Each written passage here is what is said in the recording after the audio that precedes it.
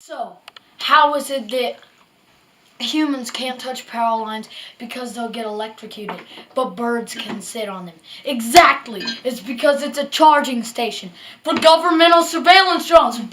Guys, you can see, I cut the bird's head off here. But look what's inside. Some internet pieces, guys. You won't believe this. Literally. These birds are governmental surveillance drones. So, that was the end of the video.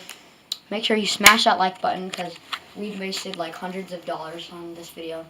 So, make sure you like, subscribe. And But this is just remember, don't think birds are okay to be around because they're criminal.